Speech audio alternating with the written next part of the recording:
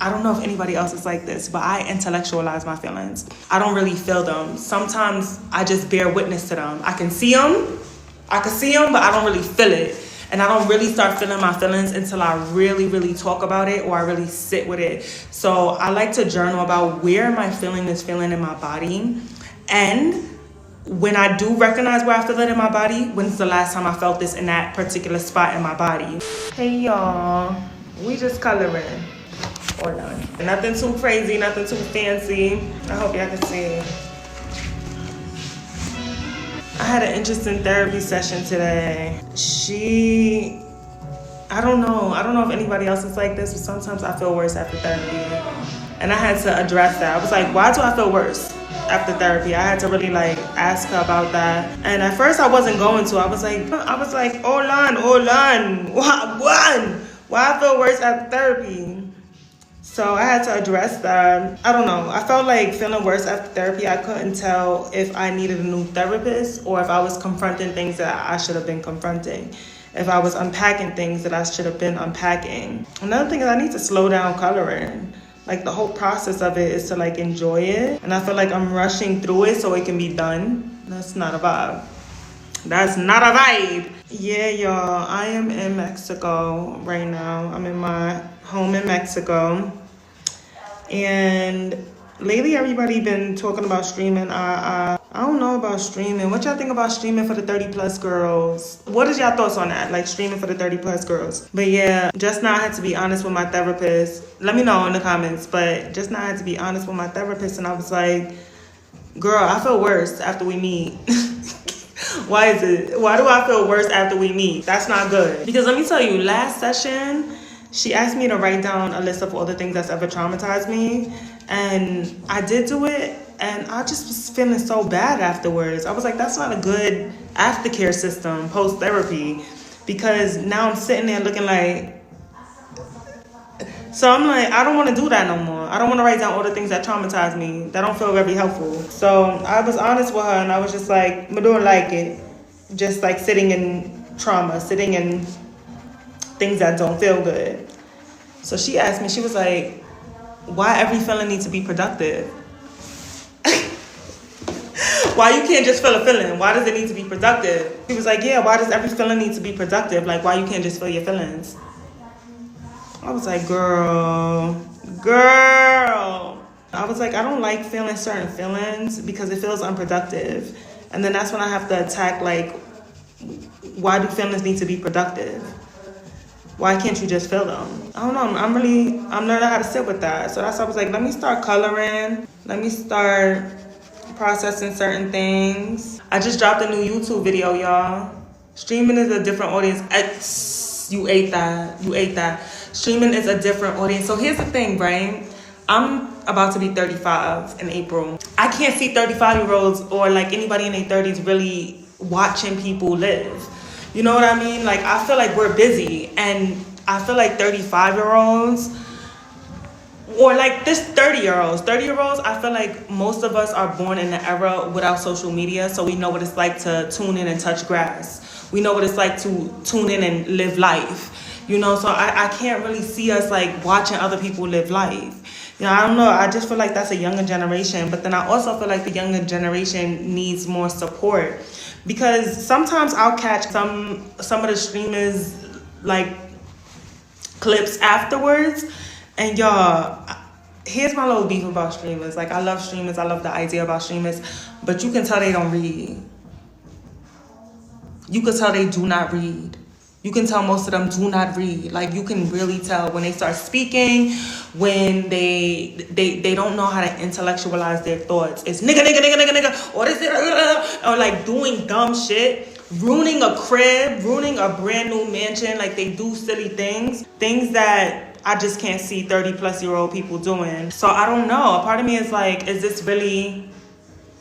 that really where it's at? So I don't know. But I wouldn't mind watching somebody stream if they were like reading a book or talking about something meaningful or something. You know what I mean? Something. But I can't just watch somebody like talk about nothing, talk about things that don't help me or anything like that. Like I could feel the life slipping out of my hands when I watch people do dumb shit for too long. So, and when I say too long, I mean a calm hour, because people stream for like 4 to 12 hours. I don't want to watch you doing nothing. So I don't know. I'm always thinking about the next thing that we could be doing to improve ourselves. And I also was thinking about how to process certain emotions, what that looks like, and really like attacking that. I don't know if I'm the only one like this, but I don't like to sit in sadness. I don't like to sit in sadness. Like, I don't think it's productive. I'm just like, but then I start to flirt with toxic positivity. Like, everything don't gotta give positive. Like, if the vibe ain't positive, the vibe ain't positive. If you're in a down mood, honor that. So I'm learning how to do that now. My therapist and I was just talking about this. So I created a list. I don't know if this will help anybody, but I created a list of top 10 things to do when I'm sad, and not to get out of sadness, but to stay in it, to process it, to feel sad. Because that's the thing. Like, a lot of us, we do things to get up out of sadness. We're like, oh, let me call a friend. Oh, let me watch a comedy show. Oh, let me dance. Let me move. We try to get out of it. But like, how to flow in it so we can have a better relationship with it, so we can be alongside it, so sadness and emotions can give passenger. It don't gotta give driver. It don't gotta give it's running the show. It don't gotta give it's taking you wherever you going. It gotta give like passenger. You gang, but you ain't gang. You know what I mean? You're not controlling the vibes, but I can see you and we can vibe together. So I'm learning how to be like that with like anger and sadness. As an Aries, it's really hard. It's really hard being that way with anger. It's hard, but I'm learning how to process anger in other ways. I'm working on that, not gonna lie. How do y'all like to process anger? Somebody said, when you coming back to New York? I was just in New York. I was in New York all month. My grandmother just transitioned, so I had to go to New York. We had to honor her life. So I was in New York for a while, y'all. A really long time, and then I had 2 campaigns that I had to do in New York. I am going back to New York in December. I have a podcast to be on in December. So that's exciting. And there's a show. That's exciting. Oh, thank you so much. Thank you. Yeah, my grandmother was a cool person. She really was. She lived a long life and she was sick for a long time. So I'm grateful that she's lighter right now. Oh, thank you so much. So there's good vibes all the time. Thank you. Oh, Diamond said, what are the 10 things? Okay, so the 10 things that get me out of sadness. I actually just wrote it down. Y'all look at it. I be going in. I journal a lot. All right, so the 10 things I wrote down that helps me to flow in sadness, like to stay in sadness, because we don't always want to get out of a feeling. I wrote down journaling, but not just journaling, because everybody love to say journaling. Everybody love, gratitude journaling, write down your feelings. No, what I like to journal about is not only why I'm sad, where am I sad in my body? That is the thing, because it's easy to like, I don't know if anybody else is like this, but I intellectualize my feelings. I don't really feel them. Sometimes I just bear witness to them. I can see them, but I don't really feel it. And I don't really start feeling my feelings until I really, really talk about it or I really sit with it. So I like to journal about where am I feeling this feeling in my body. And when I do recognize where I feel it in my body, when's the last time I felt this in that particular spot in my body? This helps me get connected to my feelings a lot more, because my feelings really do live in my head. And I'm gonna keep it a buck with y'all. My feelings, I'd be like, I'm sad. Not really sad, but no, I should be sad. You know what I mean? Or if I'm sad, I block it off and just think about it. I don't really feel it. So I think journaling about where you feel sadness in your body makes a big difference. And then also remembering when other times you've ever felt this in your body. So recently I was honestly feeling sadness like directly in my heart. And I had to remember, like, when was the last time I felt sadness in my heart? And it was a childhood memory where my mom really disappointed me. She really, really disappointed me. Like, I really, really needed her, and I needed her to be sober, and she wasn't. So that feeling came back, and I'm like, ooh, I'm really sad, because there's parts of me that kind of needed nurturing and support. So yeah, just recognizing that. The second thing is lay down and set a timer, because my thing is I'll lay down and I won't set the timer. I'll throw the whole day away. I'll throw the whole day away. I'll be like, oh, fuck this day. All right, we on Netflix all day. We're ordering out and all day long. So I don't love that because time is essentially money and time is an energy thing. And I just feel like they're sitting in your feelings and then there's wallowing it. And like kind of honoring discernment around when is what. When are we just doing too much? And when are we not? So I'm gonna start putting a timer on things. All right, you're gonna lay down for 3 hours, not 8. Just calm down. All is well. All is well in life. So the third thing I wrote down is music and coloring. So that's what I'm doing now, music and coloring. But I just felt compelled to, I wear a watch. No, for real, because you lay down, because the bed don't have a clock. That's the beef with the bed. The bed don't have a clock. And Netflix, it'll flow right into the next episode. So we won't really know what time it is. So kind of like recognizing the time. And now that it's dark at like 4:30, well, I'm in Mexico, so it doesn't get dark till like 6:30. But the point is that when it gets dark so early, it's easy to feel like the day is over. Yeah, the day is over. No, we're talking about how to stay in sadness. This might be a little uncomfortable because I'm learning how to do it right now and I'm uncomfortable. I'm very uncomfortable. But just because I don't know, sadness is, to me, I feel like you want to get up out of that and it's not productive. So I'm just kind of talking about ways to actually stay in it so we can have a better relationship with it. And it's not controlling the show, but instead she's a friend. She's a nice little girl. Like, you know, we flirt with her a little bit. We like, oh, what you doing? And then we get up out of that. Yeah, just learning how to stay in sadness. So yeah, music and coloring. I usually like listening to a podcast. My FYP is a lot of like manifestation, millionaire success stuff. And sometimes I feel like that's awesome.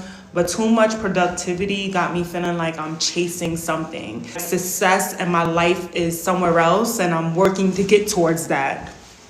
Nah, because it skips out on the present moment, and the present moment is right now, and I don't want to do that anymore. I'm tired of feeling like I gotta do something to be somewhere. I just want to be. So right now we just being. We are just being. That's it. How do you confront a confrontation without losing the plot? Oh my God, that's such a great question. So I have an interesting relationship with confrontation. I don't know if it's because I'm an Aries or what, but I really enjoy confrontation. I think my throat chakra comes alive when I say things I need to say. And this is a safe space, so I'm gonna keep it a buck with y'all. I used to be a little condescending. Like I used to ask people, you thought that was all right? Like, did you think, and that is so nasty and so mean. I had to pivot up out that. Like, I used to do that a lot in my 20s. But once I got to my 30s, I was like, that's condescending, it's mean. And that's more than confrontational. That's ready to, like, demean somebody. You know what I mean? So I was like, I can't do that anymore. What I started doing was, like, reflective listening. Just so I can make sure I'm understanding what's being said and why and what's happening.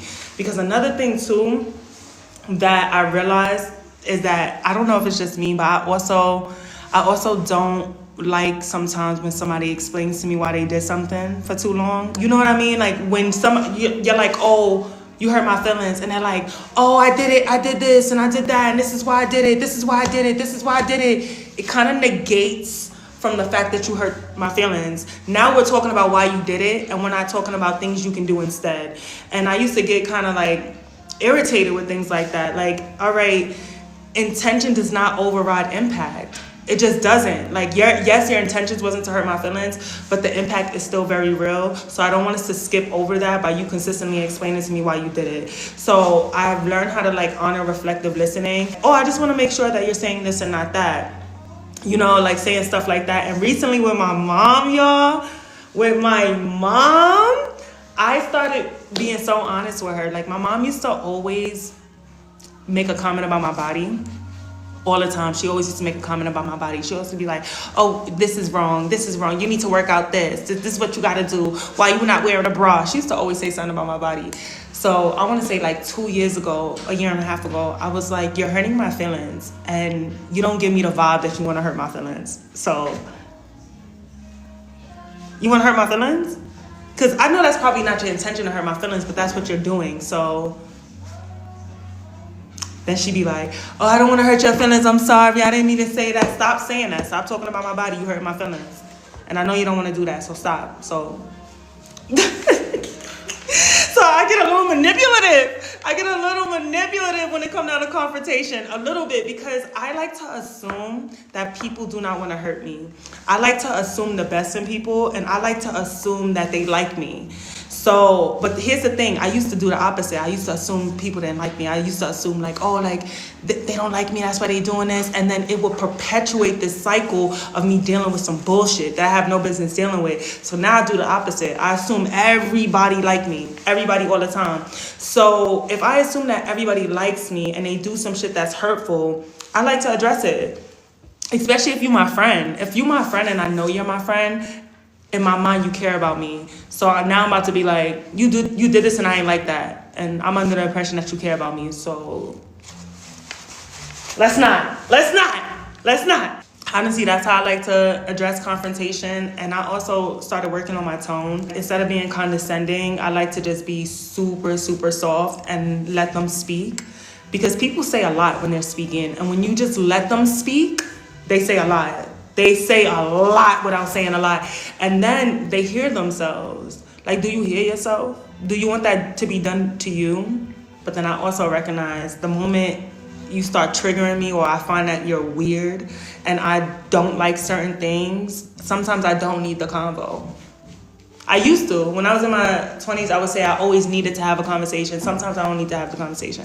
Sometimes. And I'm not saying ghost, but I'm saying I'm recognizing when things aren't in alignment with who I'm becoming, and certain things don't gotta be like, you know what I mean? Because what I realized too, I'm going on a rant right now, but what I realized too is,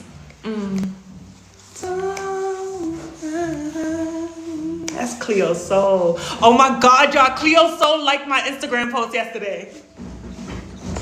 Yeah, she liked my Instagram post yesterday. Y'all, she follows me.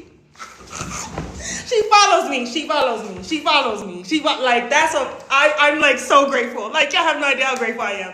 But anyways, wait, what was I saying? Oh, people being weird and like leaving people where they at. I think I was saying something about this idea of like certain things aren't like worth certain conversations. And once I kind of peep that, I'm probably gonna have one convo, and then after that, I'm not having certain combos. Not only is it draining, but there's so many people in my life that don't treat me the way this person is treating me that I'd rather just invest into the people that don't do this. It just be given. I also don't like feeling like I'm begging. And I remember what I was gonna say. I was gonna say, it's really weird explaining to someone that they did something inconsiderate sometimes when they didn't think it was inconsiderate. You know what I mean? Like, sometimes I feel like it's a little weird saying, hey, you did A, B, and C if they didn't think A, B, and C was wrong. Sometimes it feels like you holding up this shaky mirror that got like dents in it, and you just sit here like, please look at yourself and look at what you just did, and they don't even see it. They don't even see it. Like, it's hard to explain weird to weird. It's so hard explaining weird to weird, and that's certain things that I had to learn, especially moving to Mexico and building new community and building new Black community. I was like, dang, like, because if you think about it, this is one thing I didn't think about when I moved abroad. If you think about it, at first, my only real prerequisite was like, oh, if you're from the United States and I really want to build Black community here. But Black community is everyone. It's 30-year-olds, it's 60-year-olds, it's 70-year-olds. And then Black community is people from Arkansas, it's people from Wyoming, Wisconsin, LA. You know, it's a spectrum. It's a spectrum. So it can't really give, I want to be your friend because you're Black. It got to give, I want to be your friend because you got a good sense of morale. I want to be your friend because you're considerate. I want to be your friend because you're kind. I want to be your friend because you believe in change and value in the world. You believe in providing value. You believe in helping people. Like, it can't give, oh, I'm Black, you Black, let's go. It got to give, are you a good fucking person? Do you steal? Do you not mind volleying somebody to get somewhere? Do you gossip a lot? Like, that's another thing. Do you gossip a lot? A lot of people gossip. So it's just, yeah. I learned a lot living in Mexico. I've been in Mexico for the last 2 years. I am thinking about moving to the States soon. Because I honestly can't really see my career growing here. I'm writing a book. You know, I'm coming out with some intentional wellness planners. Speaking engagements, TED Talks, YouTube panels, Essence Fest. I can't really see that flourishing, honestly, in Mexico. But it makes me so sad, y'all, because I love my quality of life here. I love my quality of life. I love my friends. I love that the food is real. I love that groceries are about $30 to $40 a week, including food for my dog. Hey. I love that I go to Pilates. I love the cafes around here. I love that the weather is always 80 degrees. I love that I can walk anywhere. I can bike anywhere. I love that I live down a block from a park. Like, I love my quality of life. My central nervous system is relaxed. I don't have tension and pain and soreness in my neck and shoulders anymore. I love my life. I love it so much, but I can't see career growing here, and I definitely can't see love growing here. I can't see love. I've dated a few times out here, and first off, I really like Black women, and it's kind of challenging in another country. So that's something to think about when moving abroad. When I think about who I want to become, do I want a partnership? Do I want to be super successful? This has challenged me to redefine what success looks like. Sometimes success isn't more money. Sometimes it's a regulated nervous system. I'm doing hobbies. I'm doing horseback riding. I'm learning how to swim. I'm coloring right here. Like, sometimes this is success, you know what I mean? But then it's also like, I want to be able to buy my parents a home. I want to be able to, I don't want to say luxury, because to me, luxury is having fruits and vegetables in my fridge. Luxury is an abundance amount of colors and nutrients. Luxury is taking my time. Luxury is having a conversation right now with y'all. To me, that's luxury. This is a luxury. But when I think of like other forms of luxury in a form of like American luxury, nice cars, cribs, I can't really see that happening when I'm in Mexico, you know? So it's weird. It's weird. I could see you moving somewhere in the South. So, oh my God, when I tell you, I love Atlanta. I love Atlanta. As a girl that's from Brooklyn, from like Williamsburg, I personally didn't grow up seeing a lot of Black people own luxury cars. I didn't see a lot of Black people stepping out of multi-million-dollar homes. I personally didn't really see that. So when I went to Atlanta and I saw families, children, pulling up out of homes that are gorgeous and huge with a front yard. My family that lives in Atlanta, they have a washer and dryer in the crib. In the crib. And they have garages. So can you just imagine not looking for parking?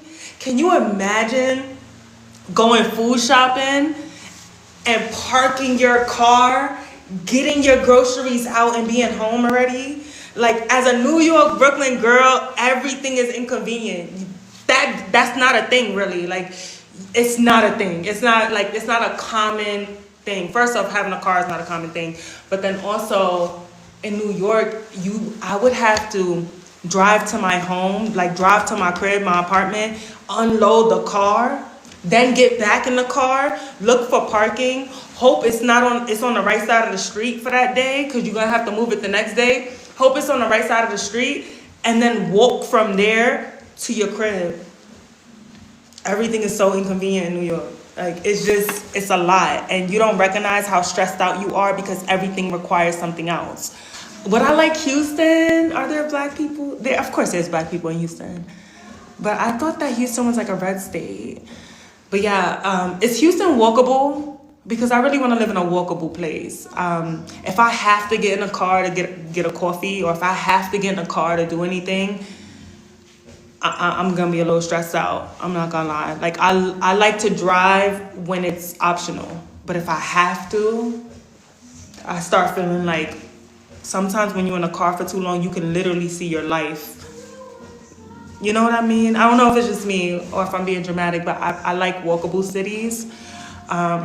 Not only is it great for my mental health and my dog, but I like stumbling across something, like a new cafe. Like, I like that type of vibe, but I don't like always being in a parking lot.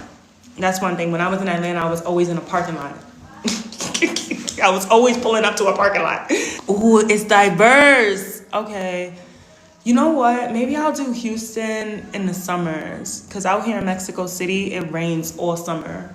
It rains for like 5 months, and I don't love that. Like, it rains all the time. I don't know, y'all. All right, I want to be around black people, and I want to be around black success and black luxury. And honestly, I would love to be around black children. Like, I don't see black children in Mexico. So I would like that. I would like to, like, I don't know, just even when a black little girl compliments you, it does something to your heart. I would love to see black children, black hairstyles, like black. And I like the way we smell too. We usually smell really good. So I would like to be around black people. I would like to live in a walkable city, and I would like to live in a city that's not cold. So as much as I love New York, it's cold for like 9 months out the year. So, oh, DC, but I think DC gets cold, no? I like DC a lot. Even the men in DC look kind of good. Even the men look a little high in DC. You just go, But DC is actually a great idea. Like, DC for the summer would be such a vibe. It really would be a vibe. Would you go to Africa? Africa is so far. That's my only about Africa. I would love Africa. I studied abroad in East Africa. I studied abroad in Tanzania, Zanzibar, and Mozambique. That was actually my first stamp on my passport ever. I was 20 years old and I studied abroad there. It was amazing. But it's just too far. So if an emergency with my family or anything happens, like I just recently had an emergency with my family, it took me 3 hours to get there. Like, I just feel like Africa's gonna take me half the day, which could be a pro, you know, that could probably be a pro. But then people won't really visit me, and I need community. I recognize in this season of my life, I really need people. So yeah, can you pretend you eating that salad again? You're hilarious for that. If you can, and if you serious about this salad comment, can you go to my Instagram and tag Sweet Green? I just recently posted about this, asking Sweet Green for a partnership, because everybody knows me as a salad girl. Everybody always laughing about me eating a salad, but laugh me into a salad deal, please. Please, laugh me into a salad deal. Go to Chopped's page, go to any salad page, please, and tag me and tell them this girl eats a salad. She's funny. She encourages other people to eat a salad. She's a holistic nutritionist that talks about eating for energy and having a joyful relationship with food. She's black. She's funny. It was cringe. It was corny. We laughed. Laugh me into a salad deal. Por favor. No funny. Laugh me into a salad deal. Please, please, please, please, please, please, please, please. Everybody want to laugh and kiki about this, but now all of a sudden more people eating salad. Now all of a sudden more people eating green and colorful. Now all of a sudden people cravings are salad. So we're going to kiki about eating healthy. Let's expand the message. Let's get everybody to start doing it. Please, let's get these brands to pay attention to black people eating well. Y'all, black people eat salads all the time. We love a Caesar. We love fries with it. Let's get these brands to start supporting black creators. So, sorry, I went in just now. I went in. My bad. But for real, exactly. Tell them to give you that. Give me that. I need that bag. Carrot Express. Wait, is that a real place? Because that actually sounds so funny. You know what I was just thinking about? Why are there no fast food healthy spots? You know, like why we can't get like a salmon salad with quinoa or chickpeas with extra carrots and red onions and cucumbers and, oh my God, avocado at like 1 a.m. Why they want us to be sick? There's money in sickness, so we know the answer to that. But yeah, oh my God, I can't wait till my braces come off. I got them done in Mexico. I can't wait. Cava is semi-healthy, but is Cava open till like 1 a.m.? Can we drive up to Cava? They keep giving us Chipotle. Yes! One more Chipotle and I'm a burst. I'm a dead turn into a burrito because it's like, it's a drag now at this point. It's Chipotle. You know? Every time I need to go, like I need something quick, and it's affordable and cheap, I always go to Wendy's and get a salad.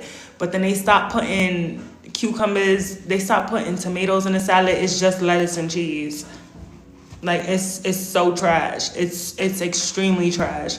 So yeah, like we need to start getting like a fast. I tweeted this and people were like, "Oh, there's a thing called Smoothie King or something like that that's open late at night."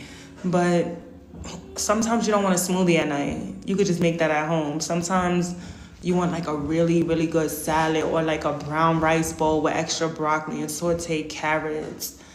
Oh, or some sweet potato, you know?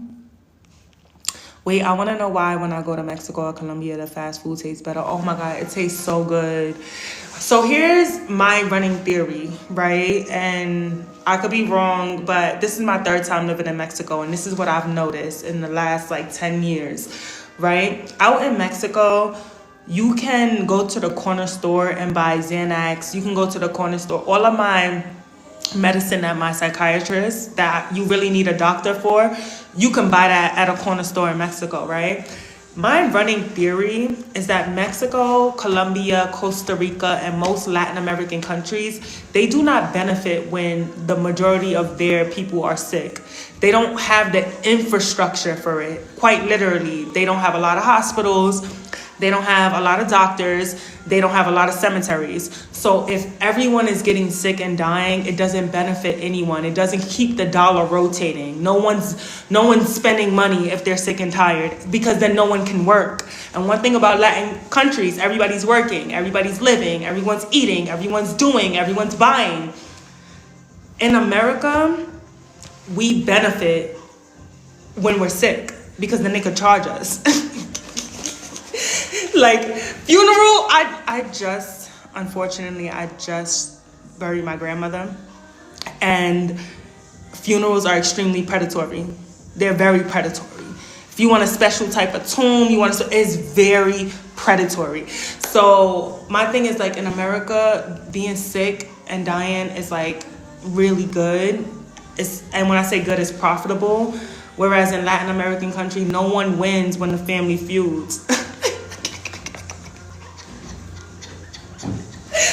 I'm sorry, why would I say that? I'm sorry, that was silly. But like, yeah, like no one benefits when everyone's sick. That's not the vibe. That's not the vibe. No one wants to go to a country where everyone's sick and dying. So I think that's what it is. Do you still live in Mexico? I do. I still live in Mexico. I'm here right now. I'm in Mexico. So yeah, I think that's what it is. Like, America benefits from us being sick. It's a win. So yeah, and that's another reason why like everyone was laughing at me for the salad video, but I think it's actually it's revolutionary to take agency over your health. It's revolutionary to start craving a salad. That's the thing. They don't want us to crave salads. They want us to crave sugar, fat, and fried foods. That's what they want, and saltiness. They want us to increase our sodium. They want us to have hypertension so they can give us pills. And then with those pills, we're going to also need additional pills for diabetes, because most people who have hypertension are also pre-diabetics. So, all right. I don't even want to go into this rant. We was originally talking about sadness. But all of it is high-key related, because everything does go back to like gut health and the way we live and our habits. But yeah, y'all, like it's crazy. What's happening is crazy right now. It's crazy. The best thing we can do is start taking care of our health.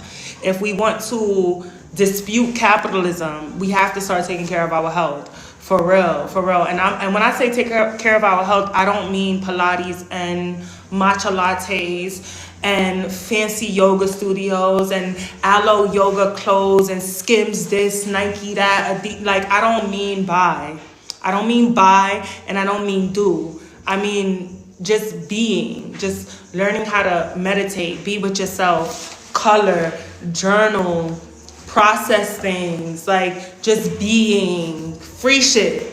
I'm talking wellness on a budgito, like wellness on a budget, free shit. So that is so revolutionary. It really, really is. We start changing the game when we start learning how to take care of ourselves. We start changing the game when we start learning what foods work for our body. We start changing the game when we start peeping, oh, this is giving us energy and this food doesn't give me energy. Oh, I'm tired, I'm drained, I'm lethargic, I'm bloated, I'm constipated. When we start peeping game on what's what and who's who, yeah, yeah, yeah. Your diet is heavily connected to your emotions. Food insecurity and food, oh my God. Y'all, so I spent the majority of November in the United States. And I don't want to be that type of person to scare people, but I bit into a banana and it tasted so fake. Like, it tasted literally fraudulent. Like, it just didn't taste real. And I was just like, damn, like the fruit in Mexico, it really tastes like fruit. Like, you don't need to add sugar to anything because you can feel yourself getting lighter when you eat too. That's another thing. When I was in New York, I was always tired. Granted, I was grieving, so that could have played a role in it as well. But even when I'm in Atlanta, I recognize like the food is very heavy. It's very, very heavy.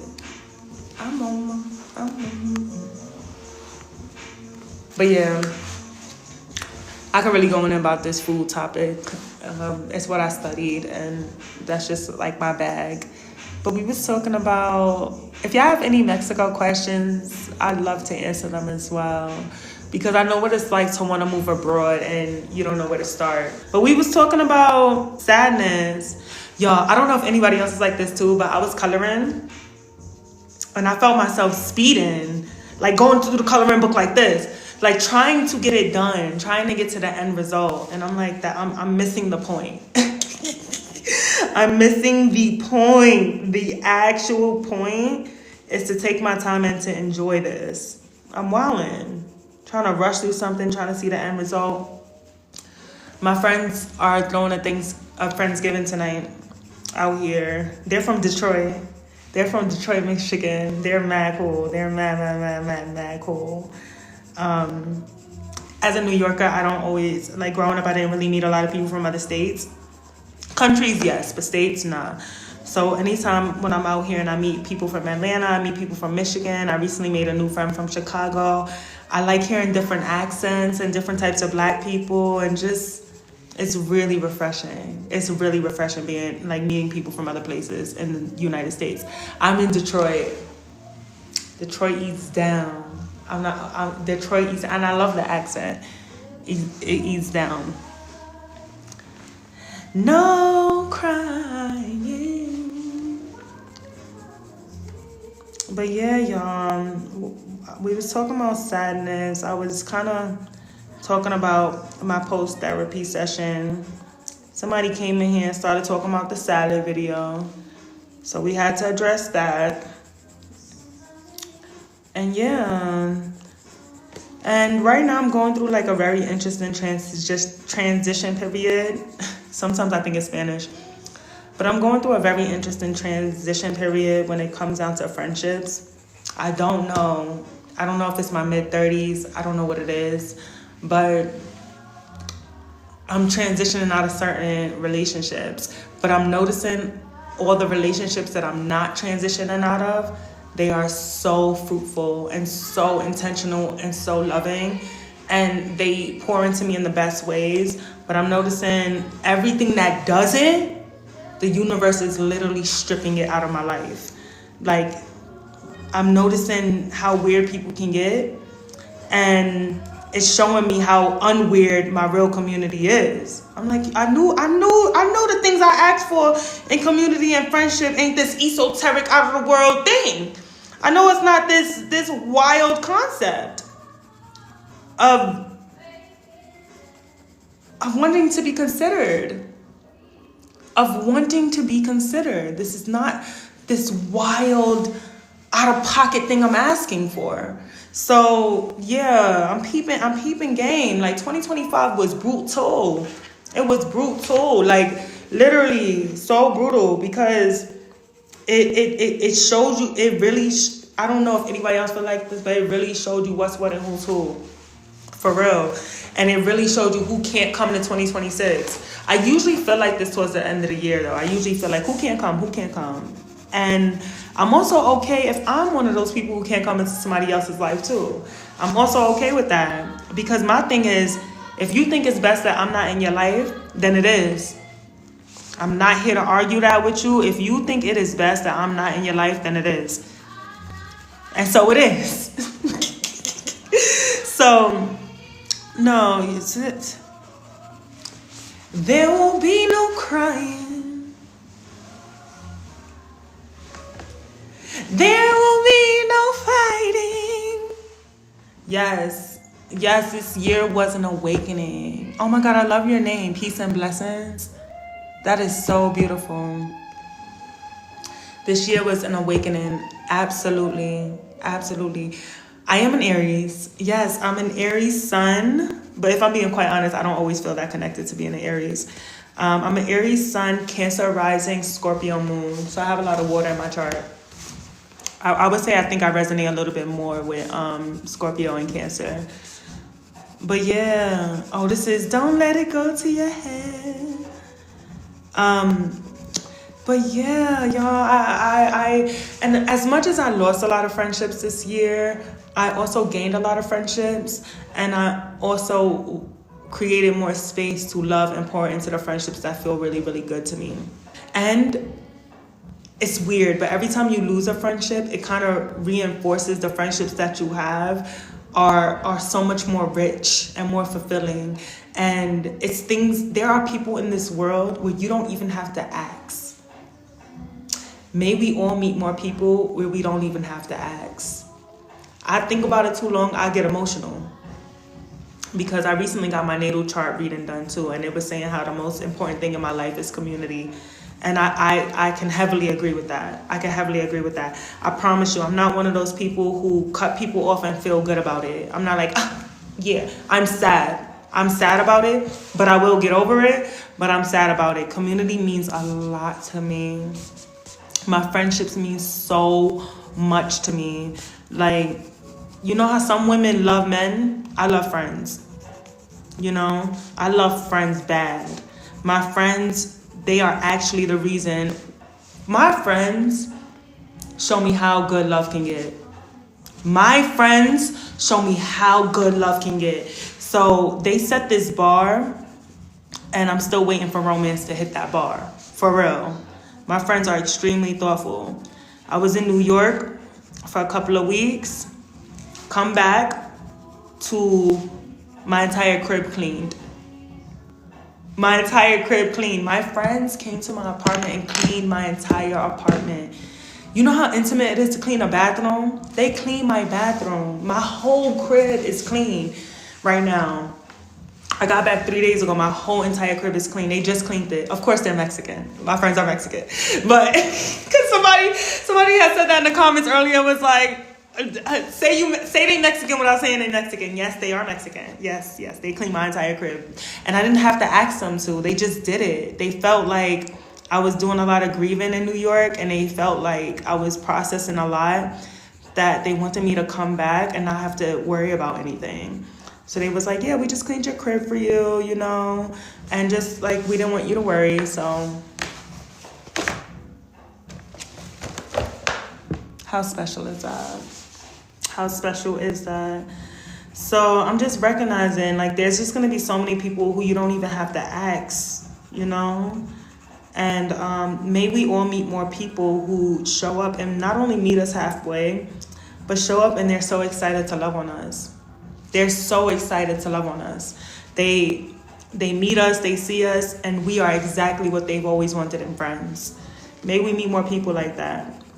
May we also learn how to keep those friendships. May we learn how to communicate better with them. May we learn how to be confrontational in a healthy way, not a condescending way, not a weird way. May we learn how to talk to them nicely, things like that. May we know how to process certain emotions and recognize when we need to work on something and when we need to address something. May we know the difference between the two, and may we honor discernment around all people. For real, honor discernment around all people. I was telling y'all before, I was under this impression that When I came to Mexico, I just wanted to be friends with black people. Big mistake. Big mistake. Not only are Mexicans amazing, but just big mistake. Like, it's less about if you black and I'm black, and it's more about, are you a good person? Do we both have a shared sense of good morale?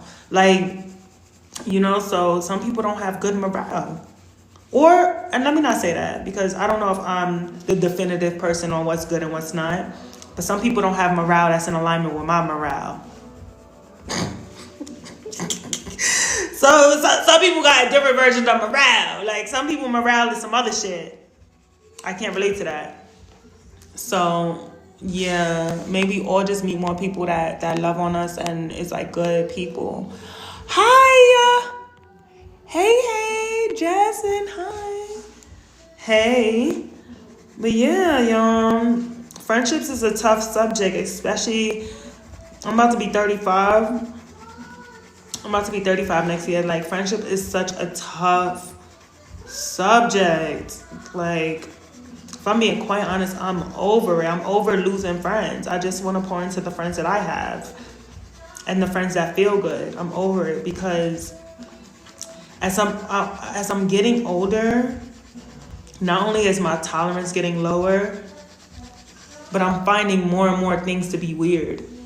Like, I'm finding so many more things to be weird. Oh, you left your friend to go be with a guy high and dry like that? That's weird.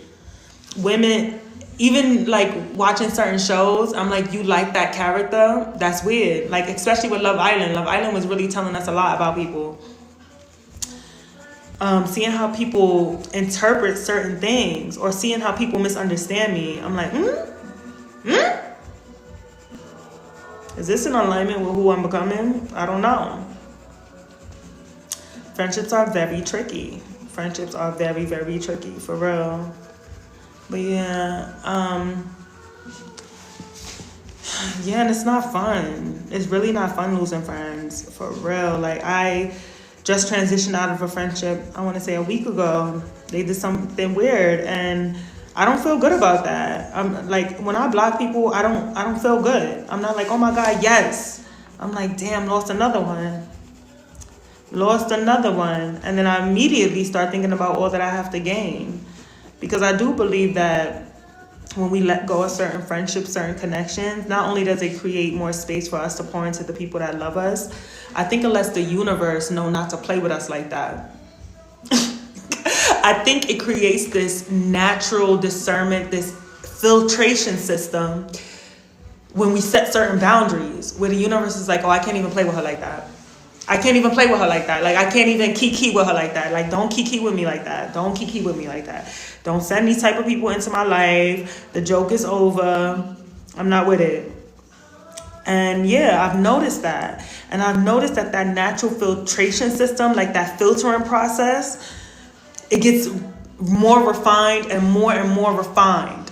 You know what I mean? It gets more refined. So like last year, a lot of my friends that I lost, I think the reoccurring theme, let me not say lost, but let go, transitioned out of, like, a lot of those friendships, the reoccurring lesson in that was to slow down, and to slow down with calling people my friends. It was to slow down with jumping into things and being so excited for community that I'm missing out on very big red flags.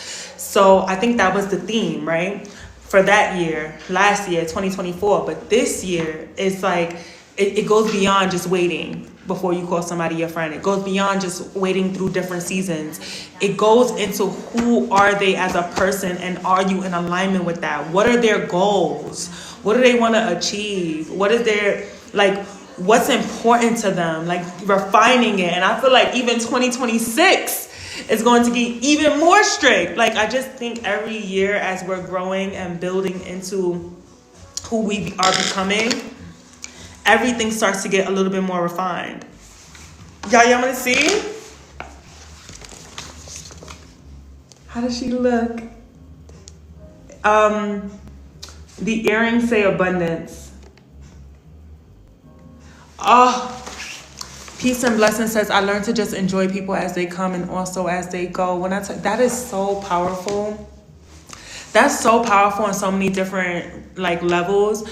So there's this book, everybody talks about it, it's the Four Agreements. But I really like the book. It's from Don Miguel Ruiz, and it's not the Four Agreements, it's about love. It's a book on love. And the book on love, let me get the exact name of it. It's escaping me. It's one of my favorite books by him. People love the Four Agreements, but this book on love is fire. In my head. It's called The Mastery of Love. The Don Miguel Ruiz book is called The Mastery of Love. And in The Mastery of Love, he really talks about the art of detachment and how the real recipe to love is being able to be present, to experience people, and to also let them go. Love isn't something you hold on to. Love is like water. It flows. You know, you can't grab water. You can't tie water to you. So it's like, I always think about that. Like sometimes, it's not, yes, people are here for certain seasons and for certain reasons, but most importantly, I think we are supposed to love and let go.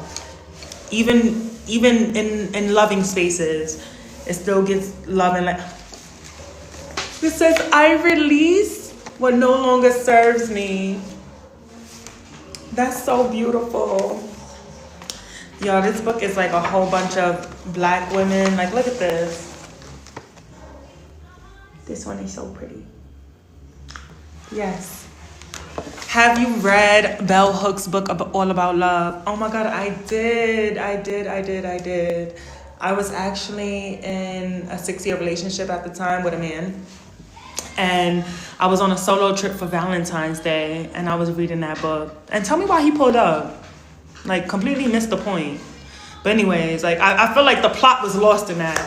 But yeah, I was reading that book, and that book made me really emotional. If I'm being quite honest, All About Love made me really emotional. I don't really like that book. I feel like the majority of the book, and please in the comments if you read it, let's talk right now, because my opinion is not end all be all, right? So one thing I didn't like about the book, I felt like the book focused way too much about what isn't love. Every single chapter was what isn't love, what isn't love, what isn't love. And I was reading that shit getting offended a little bit, because I'm like, if all of this isn't love, you're telling me what isn't love, what is? What is love? If A, B, C, D, all the way to Z is not love, what the fuck? It kind of reminds me of that book, The Body Keeps Score. Mad traumatic. You gonna give me all the statistics on everything that's wrong? I'm very sensitive. I believe in aftercare systems. I need positivity to feel good. I'm not gonna lie, I do. And when books consistently tell me what isn't love, it makes me look at everybody in my life like, fuck you. Like, it was never love. And that can't be true. Love can't be that black and white. There's nuance to this. There's a gray there, because alcoholism is a very serious thing that I have dealt with since I was a child. So reading Bell Hooks' book had me looking at my mother like, if you really love me, you be sober. Whoa, whoa, whoa, whoa, whoa, whoa. It ain't this or that. It ain't do or die. Like, you know what I mean? Like, whoa, slow down. So if we're gonna keep talking about what love isn't, what is love? It's hard for me to believe that because my family, my mom, couldn't stop drinking, it's hard for me to believe she didn't love me. That's loaded. That's a loaded comment. That's loaded. To be like, oh, you not loved because they couldn't do this. You wasn't really loved because if you was, they would have did this. Stop saying that. And stop making me feel like people don't love me. Stop.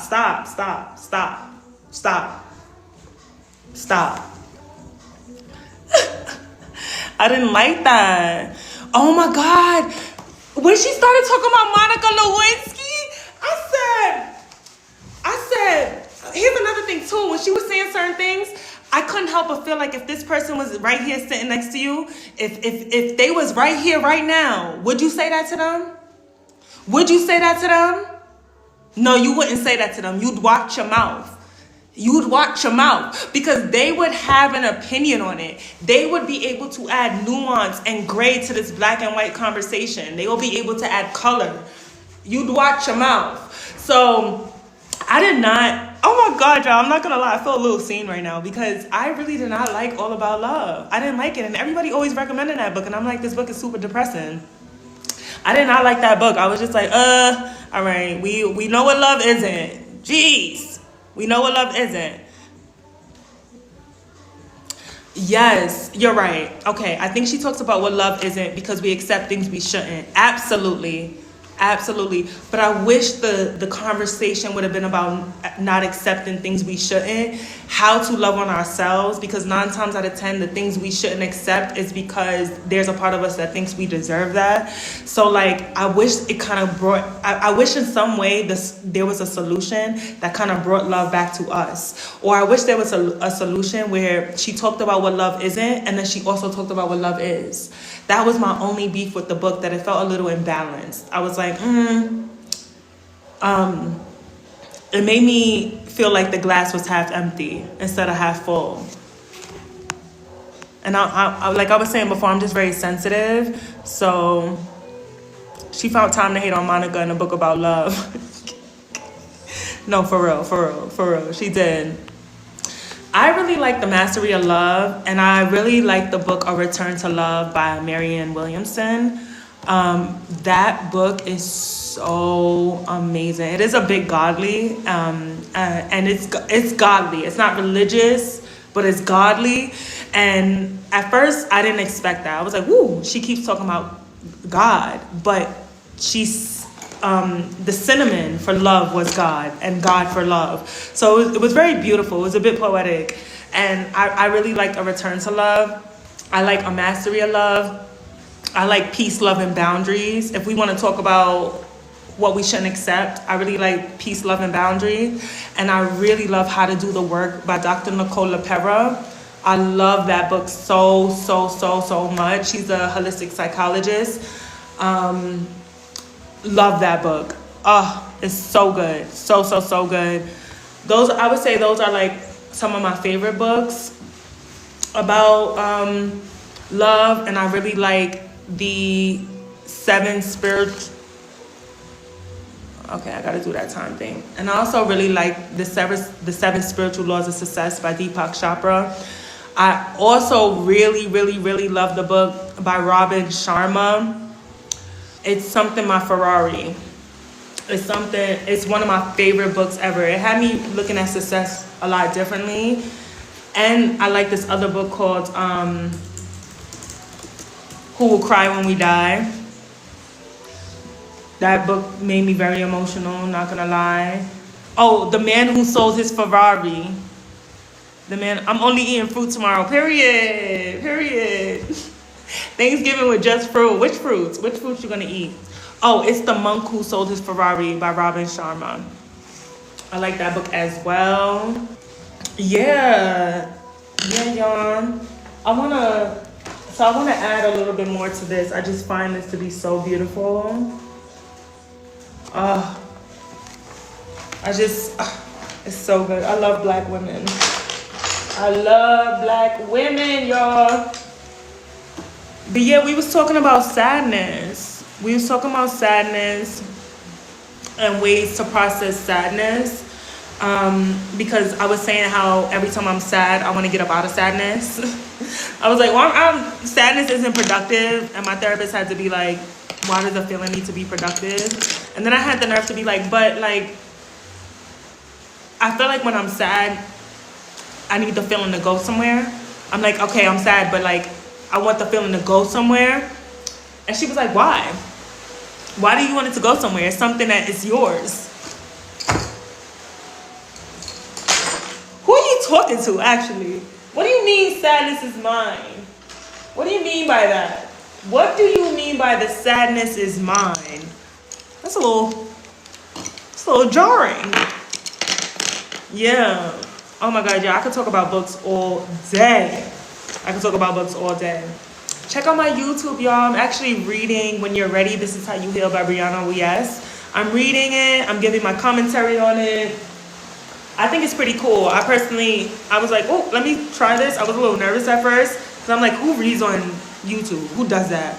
But I also always wanted to like listen to someone read, but also add their commentary. And I just always wanted to experience that. Oh my God, y'all. So every time I sharpen the pencil, it comes right out. I feel like I'm wasting the pencil. A part of me is like, am I not sharpening it right? Because how does this keep happening? Yeah, I'm about to make a protein shake soon. I'm gonna take y'all with me to make a protein shake. I'm really trying to gain weight. I'm really trying to gain weight. And gaining weight is a bit challenging for me because I used to be a model. So my body is like used to trying to lose weight versus used to gaining weight. It just requires me to be very intentional gaining weight. Glad TikTok brought me here. No, me too. I'm actually very grateful. I'm very grateful. I think I might do this a little bit more. Get on TikTok and just yap, just color and yap, talk to the people them, and just see what the vibes is. Yeah, oh my God, y'all. So if you're new here, I was saying earlier how, oh my God, it's raining. It's really beautiful. So I was saying how my new therapist, we're 4 sessions in. I was saying how after therapy, I'm sad. Like I feel worse than when I first entered. And I was telling her that for a while I was just telling my friends that I'm like, for some reason, I don't know if I need to switch my therapist or if it's actually working and I'm actually confronting things. So I was like, dang, why am I sad? Like, why am I feeling worse? And I recognized like my previous therapist, they would coddle me a little bit. They'll coddle me.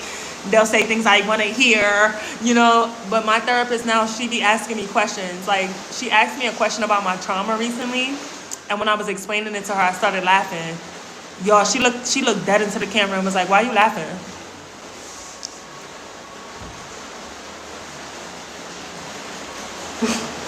She said, what's funny? Sit with that. What's funny? She real strict. She was like, but what's funny about that? I was talking about my car accident. So I have like severe PTSD. Every time I get in a car, I need to close my eyes. Like I get really scared in cars. Unless I'm driving and I have agency and control over the vehicle, I'm scared the entire time. So I was telling her where that comes from. And I was like, oh, I got into a really bad car accident when I was 21 years ago, but that still carries through me. And I'm telling her what happened. Like, I'm telling the full story of what happened because it was a very traumatic experience. Like, I couldn't get out the car. They had to save me. It was bad. And the car was on fire. Like, it was actually very traumatic, right? And I'm laughing, and she's like, what's funny, though? Like, which part of that story was funny to you?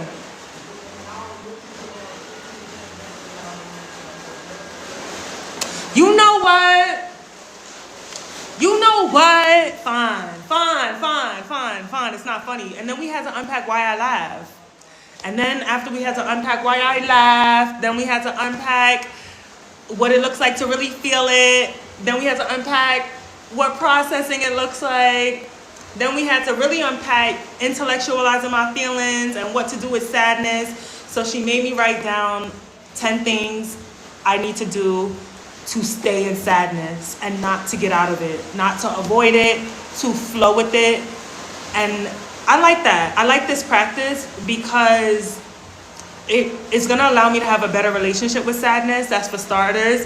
And also I like it because I feel like sadness would become more of a passenger, you know, like versus the driver. Like sometimes I feel like my sadness is really behind the wheel. It take control over things. It take me to places I don't even want to go. Sadness is the director at that moment. And I feel like when you start to learn how to work alongside it, it really just becomes the friend, the person who sets the music or some shit, you know? So yeah, it was really nice that she gave me homework because I'm gonna be honest with y'all. The last session that I had with her, she told me to write down everything that's ever traumatized me, and to me, that homework felt very harmful. I'm sensitive, so I feel like that wasn't good aftercare because when I'm done writing down all the things that traumatized me, what's next? What's next? For real, what's next? I was sitting there super emotional. Like there was no proper aftercare system to soothe how I felt after that. And I felt like it was a little dangerous for me to just write down all the things that's wrong without any care afterwards. So I had to be honest with her. I was like, last 3-4 sessions, I'm feeling worse. So can we end the session with some positivity? Can we end the session? Like, I can't tell if this is working because I'm confronting things or this is not working. And she was just like, you are confronting things. You know, we're trying to get you to stop laughing at things. And for now, what does it look like for you to stay in sadness? And I want you to write down what it looks like for you to stay in excitement. Because recently I was excited about something and I immediately moved on from it. And she was just like, no, stay in excitement. What does that look like for you to stay in excitement? I was like, girl. And she's young too. She's young. How do I self-regulate and self-soothe? I like to color. I really like to color. And lately I've been really enjoying video journaling. Video journaling has been so good because I used to only do it once a year, which was like every year on New Year's. So I would watch the last video on New Year's on December 31st, but I realized that's too far out. That is too far out. You notice big differences like your hair, your style, the light in your eyes, things like that. But I've noticed with video journaling week by week, I'm learning, I'm seeing in real time certain changes. So I'm excited to make more changes where I feel like I was feeling like a year is too separated for me to actively make a difference. So, I was like, let me start video journaling. So I video journal about once a week, sometimes every 2 weeks. I like to self-soothe that way. I recently started crocheting. I really like that. And what else? That's it. I don't smoke. I used to smoke a lot. I don't smoke. What else do I do to self-soothe? I like to journal, but I feel like everything I do to self-soothe is just self-care, which also brings me to hobbies. I feel like all my hobbies are self-care related. And I'm like, that's strict as hell. My hobby, I love going to the gym and I love going to boxing and Pilates and hot yoga. Those are my hobbies. But that just feels like maintenance for self-care. Like it don't give fun. So my therapist had asked me that too. She was like, okay, so what do you do for fun? I'm like, Pilates, working out, rollerblading. That's fun. She was just like, okay, like fun though. Like fun, like adventure fun. And I was like, oh, okay. I think adventure fun is dancing. It's definitely dancing. Oh my God, I would love to try pole dancing. I actually live down the block from a pole dancing studio. It's all in Spanish. But I just imagine that to be so damn sexy. And like for you to just feel so empowered in your body. Pole dancing just seems so damn sexy. Like I imagine it to build like self-trust and confidence and just feeling like you the baddest on the planet. Like, I definitely want to do more. I want to try that. I want to try pole dancing real bad. When you do a video journaling, do you have a prompt or just say whatever comes to mind? So I like to say whatever comes to mind. I don't know if anybody else is like this, but I used to overshare a lot, especially with strangers or in like group settings and like socialized settings. I used to feel like if I overshared, I would connect with them and they would like me. Not too much on me. I don't know. I'm healing.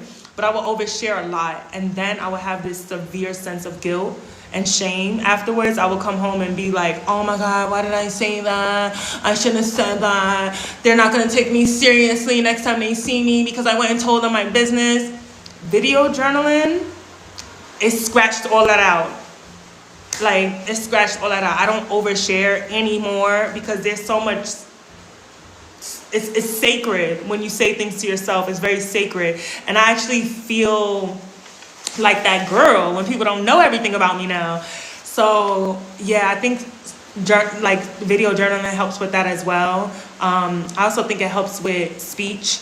So because I do YouTube videos, because I have clients, because I'm working on being a TEDx speaker and I want to be on YouTube panels, Essence Fest, everything like that, it honors speech. So I like to see how long I can go without saying like and things like that.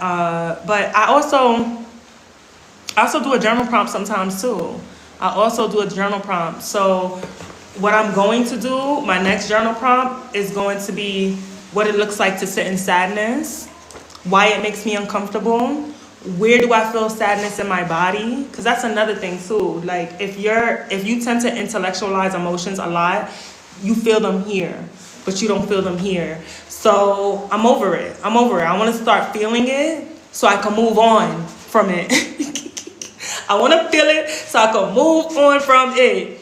And I think recognizing where I feel certain things in my body is going to allow me to process a lot more. So I like to have those type of prompts and stuff like that. Yeah, because there's a lot that I just need to work on. I have to testify next week in court against my ex-landlord in Brooklyn. And I've been having dreams about it and stuff. At first I wasn't gonna testify because I'm in a whole new country. I'm in a whole new place in my life. Personally, me, anytime something very horrible happens to me, right after something very miraculous and beautiful does. And I don't love that because sometimes I feel like when good things happen, I'm like, where was the bad thing? But my life is so much different now, and I really don't care about it anymore. But I don't want him to do it to anyone else. So I'm gonna do it. But I've been having weird dreams about it. Like I feel like my spirit is just like, you've moved past this. Like going back about it doesn't make sense. But then I'm also like, justice is justice. He gotta go to jail. So yeah. Expect nothing but good because you are good within, period. I think that's also, yes, I do have a YouTube channel. Oh my God, yes, go check out my YouTube channel. I actually just dropped a video today about how to beat seasonal depression and how to cure SAD. So SAD is seasonal affective disorder. So I talk about different herbs and seasonings to start adding to your diet, your teas, your coffee, your soup dishes, your rice dishes, things like that. And I also talk about free wellness things to do to help you pivot out of sadness. And also how to understand that it's dark early, we lost light, and how to honor the time that we do have with light. So I just posted that on YouTube. I also like to read on YouTube. I'm reading the book When You're Ready, This Is How You Heal by Brianna Wiest. I like to read it and I like to talk about it, like right afterwards, like certain chapters and things like that. I'm like, oh, what do we think? And I really talk about it. So I do have a YouTube channel. So definitely check it out. Oh, hi, Jen. Oh my God, Jen girl, I love you. I really love you. But just video journaling, processing stress. I am a little annoyed about this court case. This is a safe space, so I can say that. Like, I'm annoyed. But, everything happens for a reason. And sometimes I don't like saying that, though. Like, everything happens for a reason. Because I think sometimes it justifies some bullshit. So, let's just say that I am learning how to move past something while still honoring the what it had on me. And I also want to honor that I don't have all the words for that feeling right now. But are you still living overseas? Yes, I live in Mexico.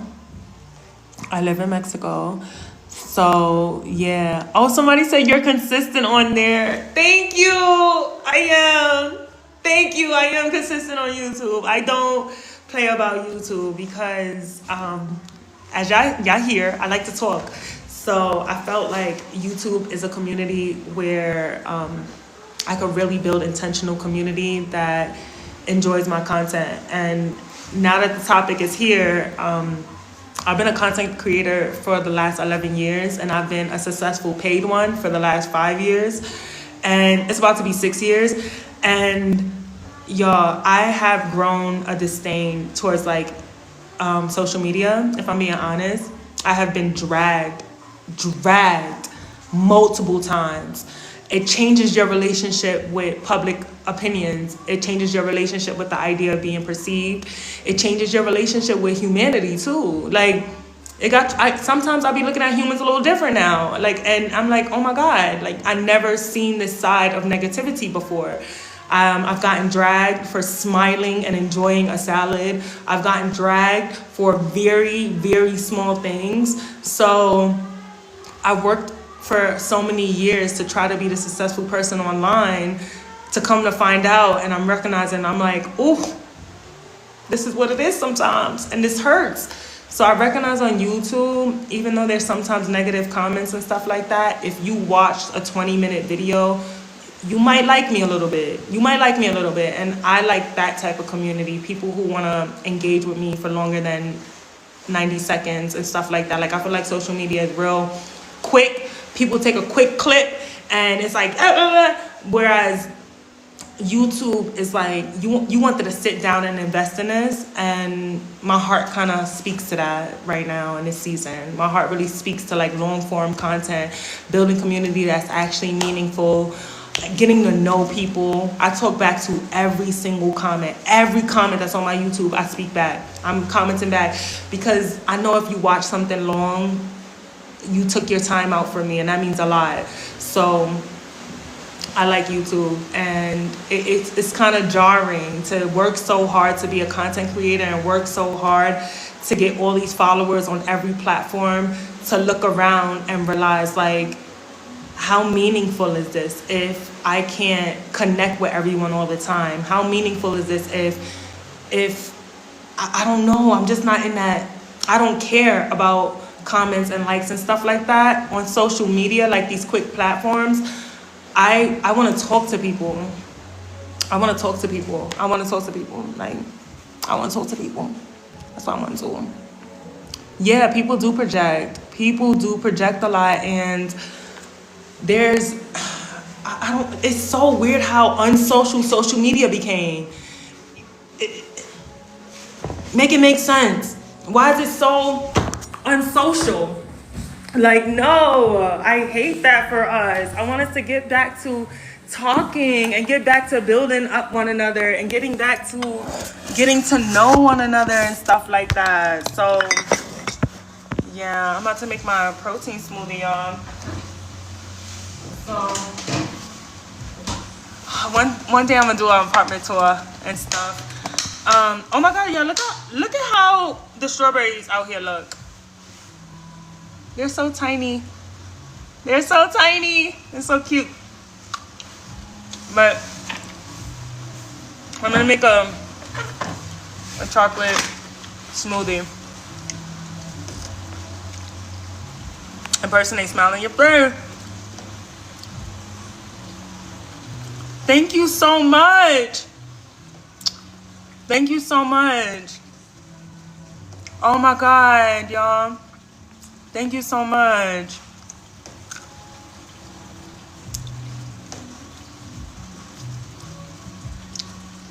Thank you. No, thank you, seriously. I'm really grateful. Muy agradecida. That's my favorite word in Spanish. It means grateful.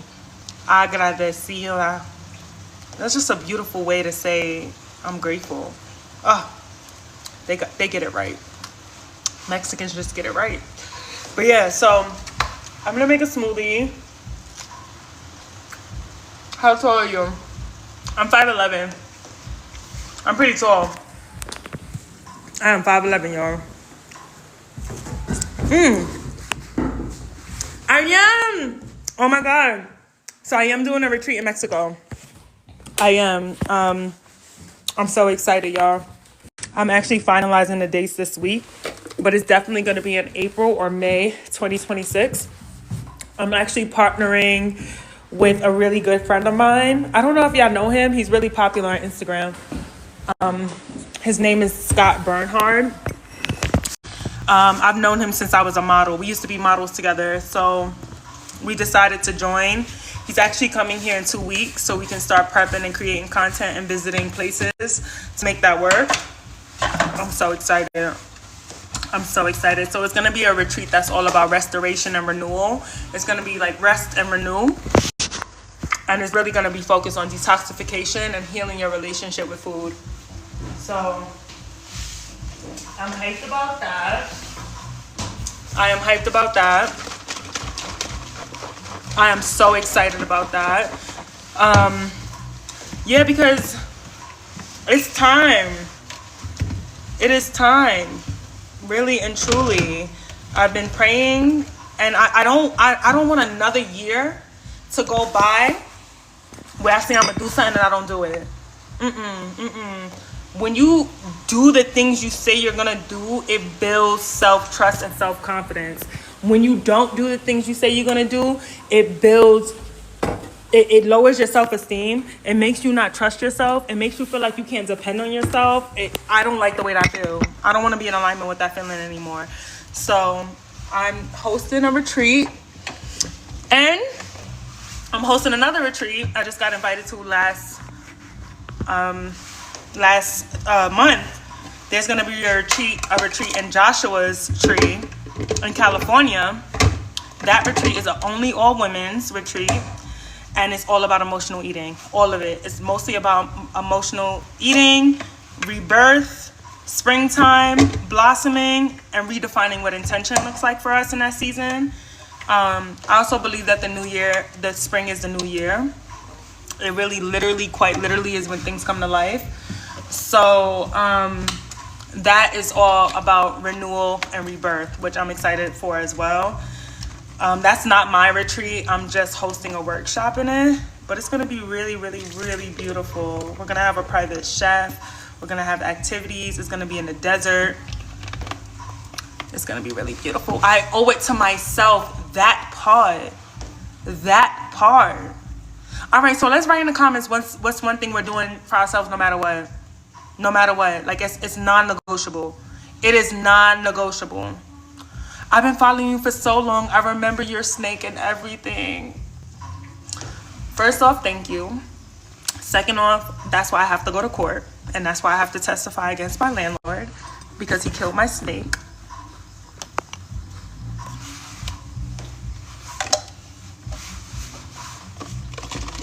Moment of silence for that, because he killed my fucking snake. So I'm going to court to testify against him. He did multiple things, but that was one of the things that he's definitely going to jail for. He did a lot of things though, but that was the final straw for me. He stole my snake and then killed him. Mad terrible. Oh my God, y'all. I actually haven't talked about that in a minute, because that's actually super sad. I had my snake for 6 years. He was so beautiful. If you remember him, he was really beautiful. He was such a beautiful, gorgeous, kind snake. And it's probably like, how can a snake be kind? It's because he was just warm, literally, quite literally. But he was scared of everything. So if he kind of opened up to you, it was a good thing. Yeah, they violated. He was in ICU for 9 months. 9 months before he transitioned. 9 months. I should have been took him out of ICU though. I shouldn't have waited that long. I just was hoping he would get better. But yeah, super sad. I don't really talk about that on social media because people don't really like snakes in the first place. And I'ma lose it. Somebody be like, that's what he get. So yeah. Yeah, y'all, it's really messed up. His name was Kilo. You remember? You remember? Yes, his name was Kilo. It was Kilo because he was white.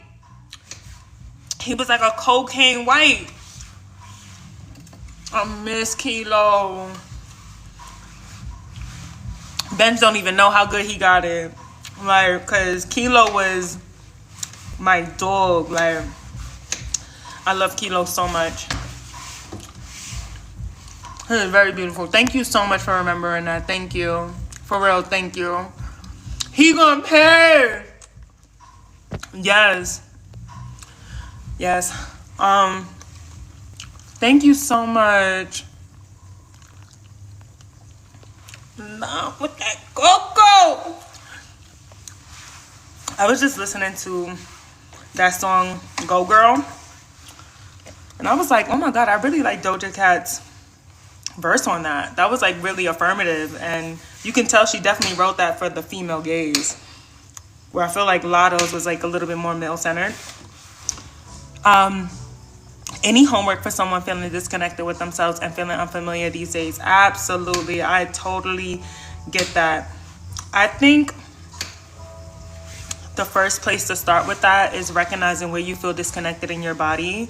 And I mean quite literally touch your body, touch certain parts of your body and recognize like where you feel things, where are things firing up, where are you feeling certain sensations, are you sensational at all, right? And then after that, I think it's important to try to remember when you did feel sensational, when you did feel things and you did feel connected to your body and you were in the greatest health, what was the common denominator?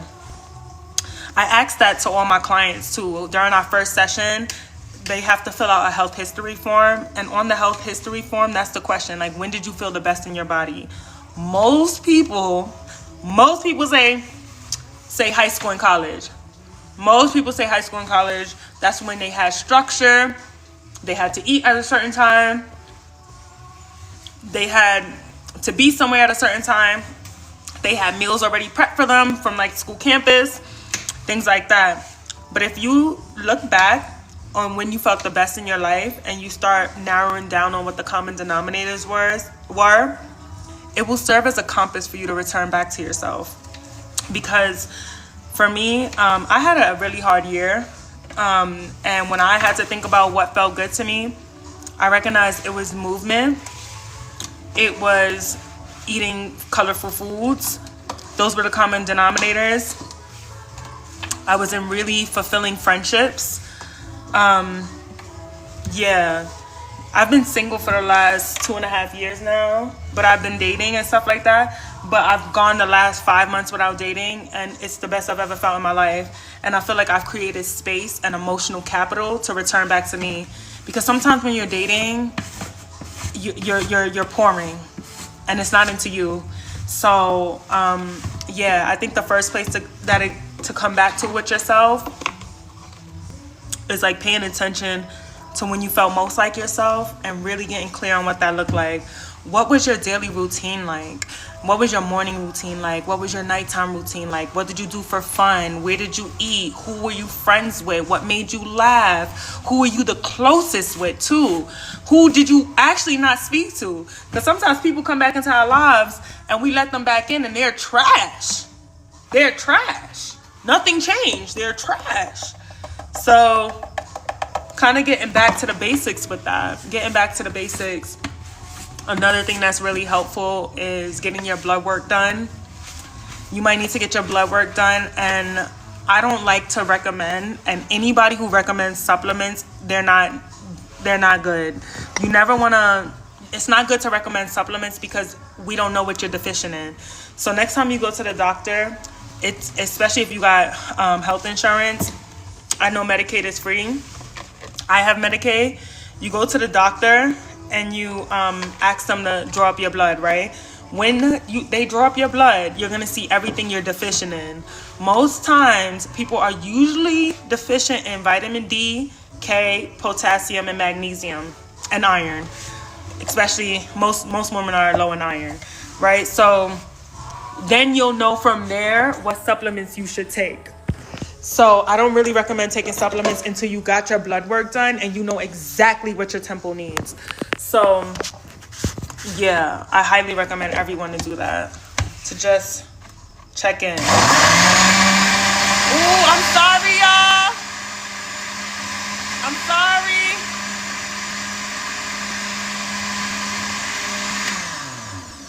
we done? Yes, video journaling helps as well. Always know what you're deficient in. Yeah, I know what it's like. I know what it's like to be on cruise control and it's just feeling like, what does your morning routine look like now? And feel free for everyone to comment. Like, what does your morning routine look like? How do you like to pour into you? What is... And how do y'all like to move your bodies? Like, what's your favorite way to move your body?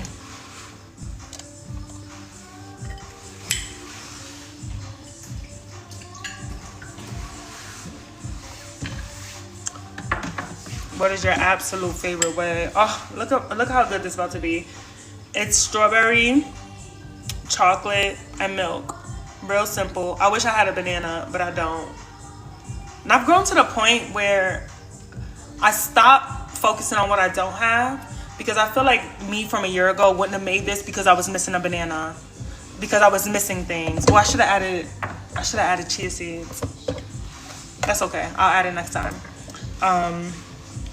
But yeah, and I also feel like Omi would have been like, this ain't good because you ain't had the chia seeds. Ah, like, girl, it ain't that deep. Add it next time. Give yourself grace. Do you know what that is?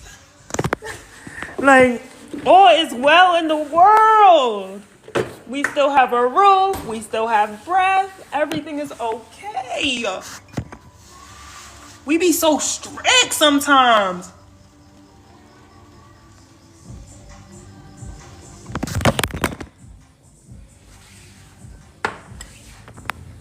Oops. My bad, y'all. My bad, y'all. Yeah, so it's really a matter of give me some more grace. It's never that serious. Like, it's never that serious. Like, sometimes I'm so... Oh, my God. I love running. I just started running 2 months ago. Just 2 months ago. Yeah. I'm telling you right now, when we do not have structure in our life, it's so easy to be on cruise control because we're just doing. We're just doing. Go to work, come home, sleep, get on the phone. Like, it's a cycle of just doing, and we're not being.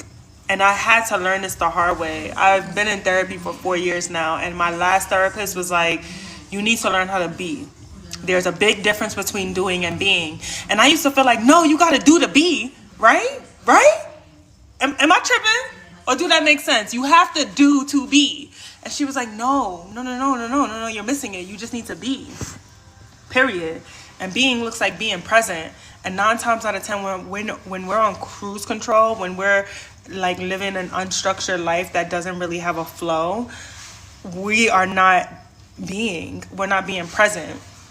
We're doing other stuff that we really shouldn't be doing. We're engaging into conversations we shouldn't be engaging in. We have habits that are a bit self-sabotaging. It's hard. It's hard. Like, life is hard. And I don't want to get on this internet and act like it's not. Life is very challenging. It's very challenging. So I think the first place to start is creating a bit more structure. Even if it's one thing, like one thing you've always wanted to do, one thing you've been meaning to do. We all have that one thing in the back of our mind that's like, well, I know I need to be doing that. I know I need to be reading more. I know I need to get off the phone. I know I need to put my phone on the other side of the bed so I'm not scrolling until I'm going to sleep. We all know that one little habit that we need to do. Put a time to it.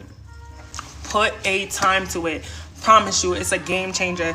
So it's less like, oh, I want to work out more. And it's more like, I will start working out on Mondays and Thursdays at 8 a.m. Put a time to things. From 8 to 9, that's what I'm going to do. And I'm going to do it whether I feel like it or not. No funny. Whether I feel like it or not. We cannot have... I wrote about this on Substack. I personally don't have a good relationship with motivation. And I'm going to be honest with y'all. I do not have a good relationship with motivation. I can't depend on her. She's a fleeting girl. She comes and she goes. I cannot depend on motivation because most days I don't even have it. I'm going to keep it a buck. Most days I don't even have it, but that doesn't mean I nothing gets done. You know what I mean? So I'm recognizing that no matter what, whether I feel like it or not, I need to stay in alignment with who I want to become and how I want to feel. And I like to take inventory on the way things make me feel all the time. I tend to do that all the time because I'm very emotional and I'm very sensitive. So I like to write down, even when I'm done with this TikTok, I'm going to write down how I felt. Like, oh my God, it was really nice. Oh my God, I went on a rant. Oh my God, this is what I want to do differently. Or do the same thing again. You know what I mean? Like, not everything got to give improvement all the time. But I like to get clear and create an inventory on what feels good and an inventory on what doesn't feel good. Because sometimes we know something doesn't feel good, but it feels good momentarily. So we stay doing it. Like snacking, scrolling, FaceTiming for too long, FaceTiming and gossiping with the wrong type of people. Like, sometimes we just know it's not the best, but we do it anyway. And if you got to start writing that down, and this is what I get my clients to do as well. I ask my clients to write down foods that give them energy and foods that take it away. And then every single day, write down what you ate. So then we can start seeing right there in real time and take pictures and send them to me too. I have my clients take pictures of every single meal and their snacks and to send it to me. Because when we start having to take pictures of muffins, cookies, cakes, chips, more chips, snacks all day, things like that, when you have to start taking inventory on how you really live and how you really show up, it's very telling. It's very telling. It's very telling. You start looking like, okay, all the dots start connecting.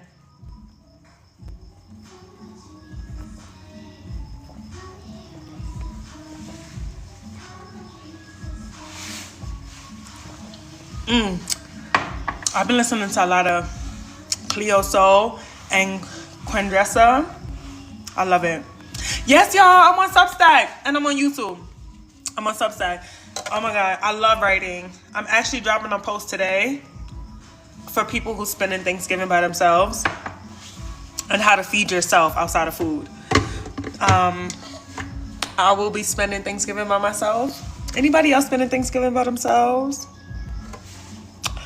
If you are, I might get on TikTok live tomorrow so we could all like not be so alone. But I'm spending Thanksgiving by myself, unfortunately. This is gonna be the first Thanksgiving I've ever spent by myself too in my life. Yeah. Right now I'm trying to build self-stuff and keep my to keep it. You know what's another thing about keeping your word to yourself that I realized? And please tell me if y'all can relate or not. When it comes down to like certain things for yourself, I notice I want to stop talking about it. I want to stop talking about it because I feel like when we talk about it too much or when we tell a lot of people it and we're like, I'm doing this and I'm doing that and this is what's happening, it makes us feel like we did it. It gives us that dopamine hit to trick us into feeling like we did it. When we did, let's be for real, we did not. So I noticed that. I'm like, I don't want to talk about things no more. I just want to do it. I'm tired of talking about things. I'm tired of like, oh, I'm going to do this and I'm going to do that. And next year, it's going to be my year. Next year, this is what's going to happen. Just do it then. Just do it. Let's see. Let's see what it's like.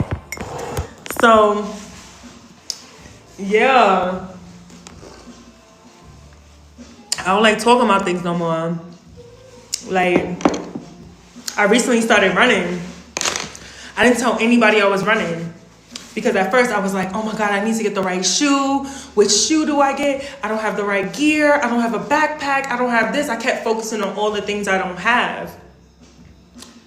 And I was like, okay, first I want to start where I'm at. What if I don't like it? What if I hate running?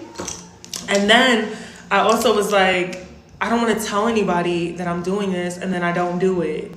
So I was like, I'm not telling nobody. I'm 2 months in now. And I finally started telling people because I wanted to see for myself if I can do it. And I also wanted to see what it feels like to do something without anybody clapping. What does it look like to clap for myself? Am I clapping?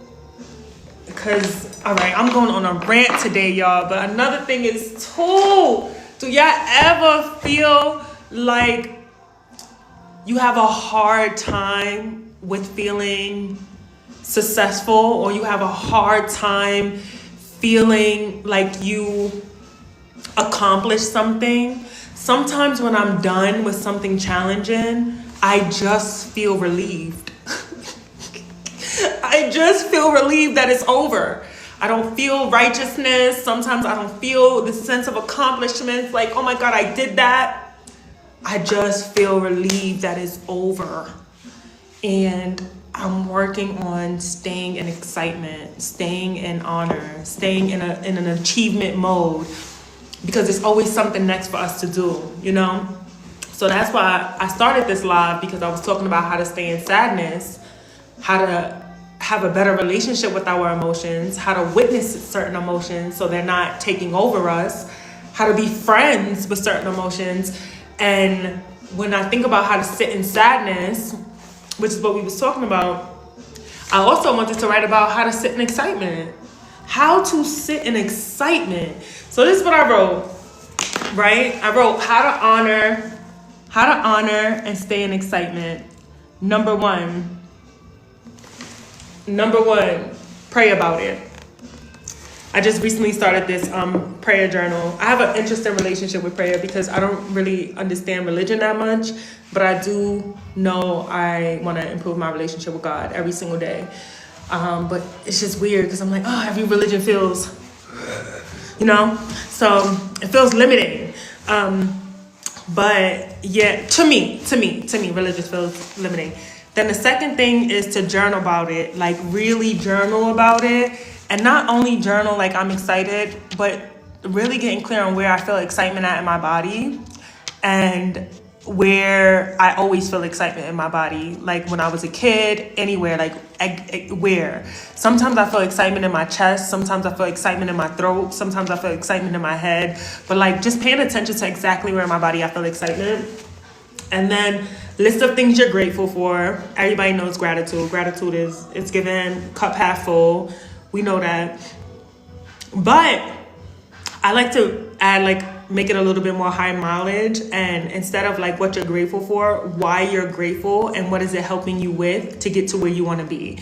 Because I don't know if I'm the only one like this, but every time I write what I'm grateful for, it feels repetitive. I'm like, I'm grateful for my breath. I'm grateful for my body. I'm grateful for this. I'm grateful for this. Like, it sounds, every day is like the same thing. But if I start thinking about like, I'm grateful for this sale because this sale allowed me to buy lunch. I'm grateful for this sale because this sale allowed me to donate. When I have extra money, I love donating. Like, I love donating. That's my shit, donating. So I try to get extra money so I can donate. So, and I like to donate to GoFundMes, and I like to donate to people like right in their pocket. I don't like to donate to like certain organizations because I'm like, is it really going there?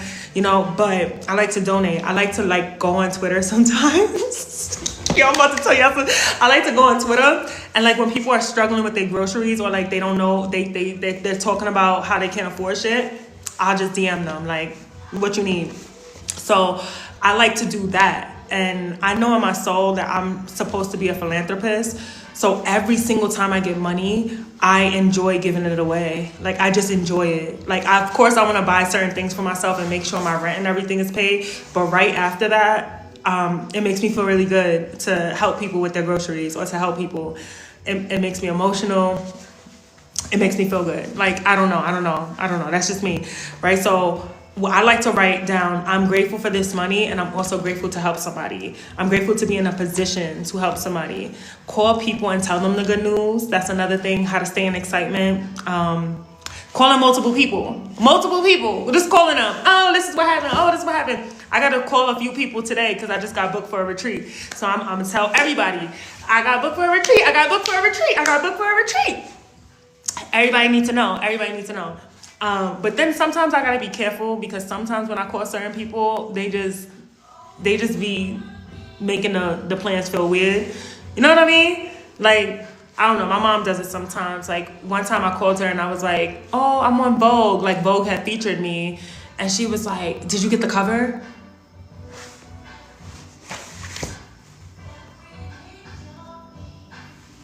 Girl.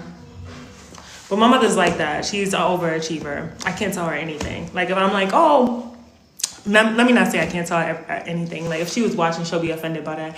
But, like, if I say I got something going on, if I'm like, oh, my, I gained 2 pounds, she'd be like, okay, 10 is next. Like, it's weird. Like, my mom is real, like, interesting. It's interesting.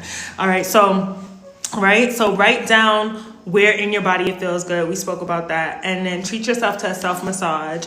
I've really been enjoying that lately, massaging my own body. As somebody who usually is always in a relationship, my sense of pleasure and my sense of touch was always with someone. So now that like I'm massaging myself, I'm like, ooh, you like this, you like that. Yeah, it's nice. And then treat yourself to a really good stretch. I'm recognizing, especially with a lot of my clients, we tend to treat ourselves to food. We're like, oh my God, I worked out every single day this week. Let me order pizza. Or, oh my God, I ate good all week this week. I can have the fried chicken. Like, we tend to reward ourselves with food. And we're not dogs. You know, we shouldn't really be rewarding ourselves with food. Instead, I like to reward myself with like a massage. I like to reward myself with a salad. Like, actually doing the opposite sometimes. Like, foods that actually are going to help future me, or things that's going to help future me versus like put me back. Because the thing is, I think when sometimes we treat ourselves to like a cheat meal, or sometimes we treat ourselves to something that an older version of us who didn't have the same goals would want, I think it reinforces in our mind that we're doing something we're not supposed to be doing. You know what I mean? Like, if you go to the gym 5 days a week and you're like, I'm treating myself to a pizza, I deserve it. Why? Like, it tells your body that what you're doing kind of isn't right. So therefore you need to treat yourself. The treat is going to the gym 4 or 5 times a week. That's the treat. I just don't want us to lose the plot here. That's the real treat. The real treat is the fact that you actually took care of yourself. So my thing is, enjoy pizza. That's my whole thing. But it don't gotta give treat. It don't gotta give, I'm doing something for myself. Just create a sense of balance. Just honor moderation. Just honor moderation. You eat pizza and you go to the gym. You eat pasta and you go to the gym. Like, both things can coexist with one another, and it allows us to have a better relationship with pizza and pasta and chips and cookies. We have a better relationship with it. We're not like, and we're more like, oh, I can have that. I can have that and I can have that. You know, so yeah, treating yourself to things that are actually in alignment with future you, that actually feel good. So I'm noticing that as well. Oh my God, y'all, I went in just now. I went in. I told her my father positive. Yeah. Yeah, my mom be ODing sometimes. Love her down, but she be ODing sometimes. Oh my God, hi. I just was eating a strawberry. I feel like saying the goals out loud is a way for us to convince ourselves to actually get to it. That's a fact. That's a big fact. Quite literally. I think we're trying to like low-key tell ourselves like, oh my God, go do it. And it's like,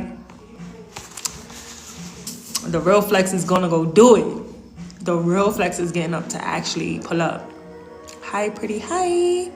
I have a hard time feeling proud. Same, y'all. We gotta start being more for real though, and really like healing that, because I have a really hard time feeling proud too. Like, a really hard time.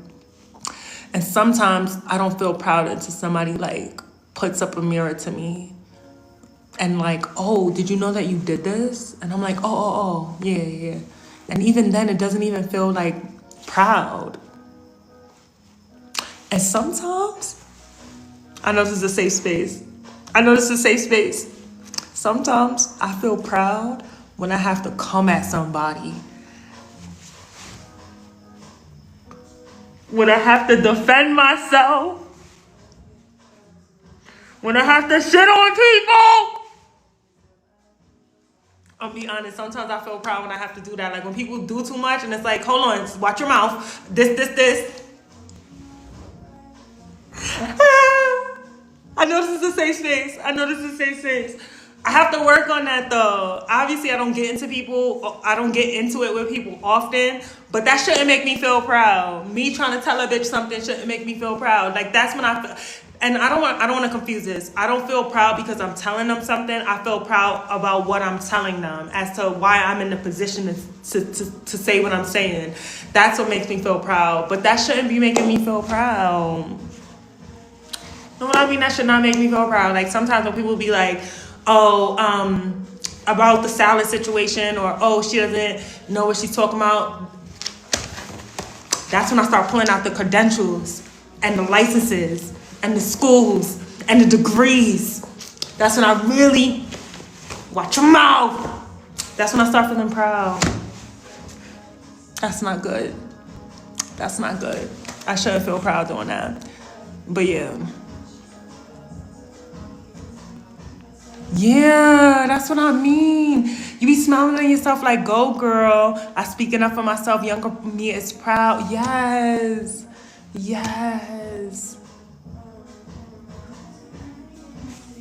I agree. The little people pleaser in us is smiling. That's a fact. No, that's a fact. Y'all eating this. Yeah. You on fire sauce, so it get like. No, for real, y'all. For real. So I'm working on that because I'm like, girl, be for real. If nobody ever came at you ever, would you feel proud? Like, just relax. So, just working on feeling proud of my own. How do you guys like to feel proud? Like, what makes you feel proud and what makes you stand in being proud? I asked my mom this and she was like, my kids. And I'm like, dang, but if you ain't got no kids, what makes you feel proud? Because I do sometimes feel like kids is literally a reflection of how you showed up. So, I feel proud when I keep my word to myself if I'm saying I'm going to do something and do it. That's a fact. I'm working on feeling proud with that for sure. Sometimes I just feel relieved that I did it and I'm like, I'm over it. But I'm working on redefining the difference between relief and feeling like honored. You know, like you did that and honoring the fact that I did it versus I did it and I'm done. It's different energies. Like I feel like one is more grateful and one is more ungrateful, if that makes sense. And I don't want to be ungrateful. Also, my baby girl makes me proud, how smart she is and how confident she is. That is so beautiful. I'm a big believer in children being an extension of who we are. So I do think that that's something to be so extremely proud of. Because if she is confident, it's because you are. If she is smart, it's because you are. If she is witty and funny and like she knows how to say things, do things, get things, and she starts learning very quickly, it's because you are. It's because you are. And there's a lot of beauty in that. Oh, we're talking about... Somebody said, oh, what are you talking about? We were originally talking about sadness and how to stay in it. So not a fun topic. It's not rainbows. It's not glitz and glam. We're talking about how to have a better relationship with sadness.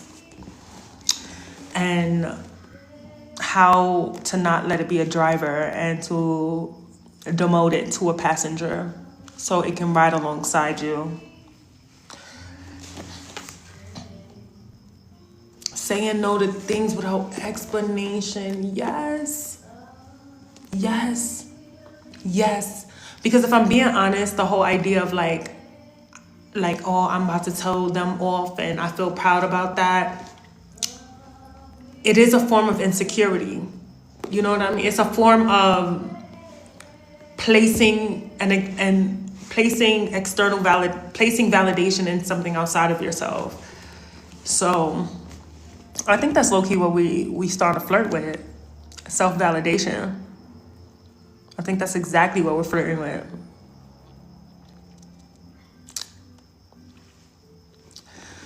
But y'all, I'm about to go to a Friendsgiving. So this is like me celebrating before tomorrow, before I'm spending tomorrow alone. I hope that everyone enjoys their time with their friends and their family. May tomorrow feed you in ways outside of food. May tomorrow feed you with laughter, with community, with joy, with love. May tomorrow really, really, really pour into you in such a fulfilling way where mind, body, soul feels extremely nourished. Extremely nourished. Cheers to that. Cheers to that. I'm probably gonna get kind of emotional after this. It's such a great live. I'm like, oh, this is a good live. Thank you. Have fun. Yes. Yes. It's rooted in ego. Ate that. All right, lady y'all. Lady y'all, I'm gonna process this and stay in it. Okay, lady y'all. Cheers. And the song that's playing right now is Love Will Lead You There. Will lead you there.